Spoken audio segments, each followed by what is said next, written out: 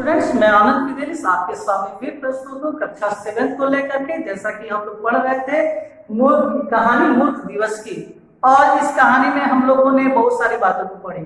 अभी तक मैंने पहला भाग और दूसरा भाग आपको अपलोड कर दिया गया, आप उसे देखें। और अब हम आते हैं तीसरे भाग की ओर। तो जैसा कि पहले भाग में हम लोगों ने देखा कि सबसे पहले फ्रांस के बारे में कि वहां का मूर्ख दिवस कैसे मनाया जाता है। तो लोग अलग अलग प्रकार के मुखौटे पहन करके, है ना, बहुत सारे क्रियाओं को कर करके, आवाज निकाल करके वहां पे मनाया। इसके बाद हम लोगों ने यूनानी लोगों के बारे में देखा कि यूनानी लोगों में एक कहानी के माध्यम से कि वहां पे एक व्यक्ति था जो काफी अपने आप को विद्वान समझता था और अपने सारे दोस्तों को मूर्ख समझता था, और मूर्ख के कारण वो दोस्तों काफी दुखी रहते थे। और उन्होंने चाहा कि चलो एक दिन प्लान बनाते हैं कि अब अपने दोस्त को क्या करेंगे, मूर्ख बनाएंगे। तो उन्होंने एक प्लान रचा, योजना बनाई और उनको एक पहाड़ी के ऊपर भेज दिया कि ईश्वर जो होंगे अवतरित होंगे और उनसे मन चाहा आप वरदान मांग सकते हो। लेकिन वो गया तो वहां पे काफी देर तक इंतजार किया, लेकिन ईश्वर तो आया नहीं। और इस तरह उनका हंसी का पात्र बन गया। और वो जो दिन था वो 1 अप्रैल ही था। बच्चों, अब हम आते हैं, उसके बाद हम लोगों ने यूरोप के बारे में पढ़ा था। तो यूरोप के बारे में हम लोगों ने देखा कि उस दिन 1 अप्रैल के दिन नौकर जो होते हैं मालिक को आदेश देते हैं और नौकर के अनुसार जो कार्य करते थे वो किया करते थे। और इस तरह उनमें काफी रोचकता थी, काफी हंसते खेलते थे और उनको हुक्म देते थे। यानी नौकर मालिक को हुक्म देता है कि आपको ये काम करना है, वो काम करना है। अब हम आते हैं बच्चों लंदन के। इसके बाद लंदन के सफेद गधों का स्नान। सुनने में तो काफी अजीब लगता होगा कि लंदन के सफेद गधों का स्नान, लेकिन यह भी जानना जरूरी है कि आखिर इस इतिहास में क्या छुपा हुआ है, इसमें क्या जानकारी है कि क्यों हम उस समय मूर्ख दिवस के रूप में मनाते हैं। तो लंदन के इतिहास में देखा गया है कि लंदन के इतिहास में 1860 की 1 अप्रैल एक न भुलाए जा सकने वाली तारीख रही है।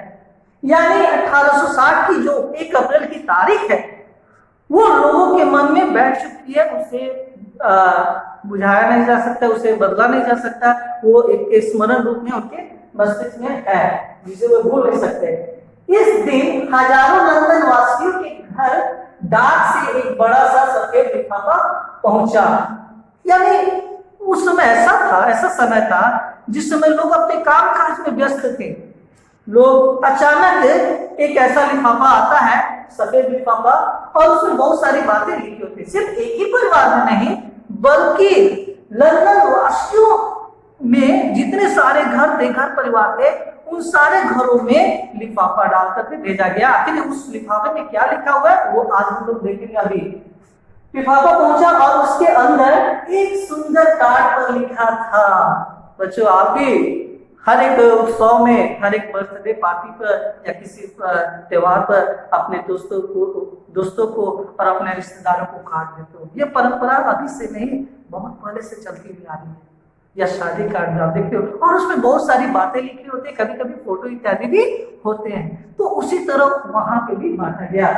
उसमें क्या लिखा था वो देखें। मान्यवर, बहुत ही अच्छी बात है, मान्यवर, श्रीमान जैसे शब्दों का अगर हम प्रयोग करेंगे तो हमारे लेखन क्रिया में काफी विचित्र यानी अद्भुत प्रभाव उत्पन्न होता है।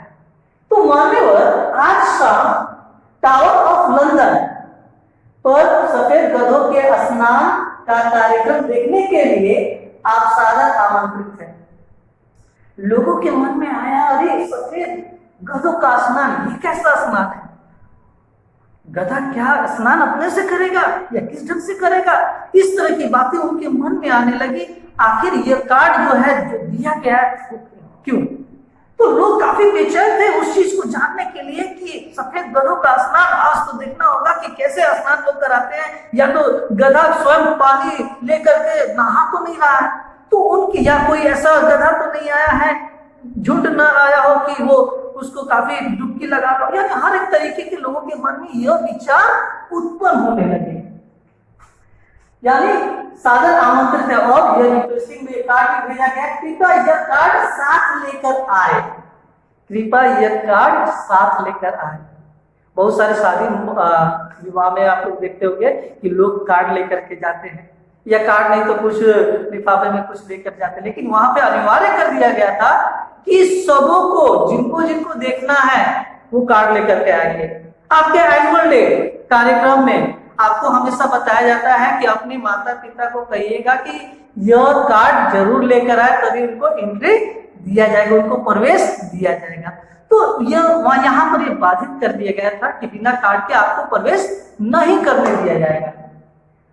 कार्ड लेकर आए। उन दिनों टावर ऑफ लंदन में प्रवेश वर्जित था, यानी वहां पर मना था।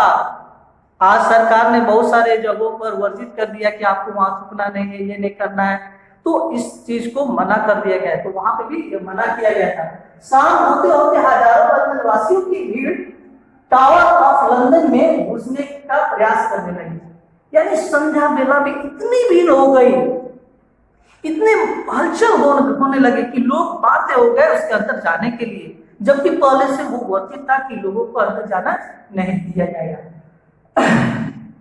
उसके बाद देखेंगे वहां एक व्यवस्था पर बदलाव के, यानी वे सोचने लगे कि अरे ऐसा कैसे हो गया कि लोगों की भीड़ इतनी उमड़ पड़ी। आपने देखा होगा कि इस कोरोना वाले माहौल में जब एक आदेश के अनुसार सरकार कहती है कि इस दिन से बस इत्यादि चलेंगे, लेकिन उस दिन एक दिन पहले ही लोगों की भीड़ काफी उमड़ जाती है, जो काफी खतरनाक है सबों के लिए। न्यूज में भी आप लोगों ने बार बार सुना होगा। तो उस तरह वहां का जो व्यवस्थापक था वो भी बौखला गए थे कि ऐसी भीड़ कैसे आ गई, ऐसी सूचना भी नहीं दिया गया। वे समझ ही नहीं पा रहे थे कि आखिर माजरा क्या है।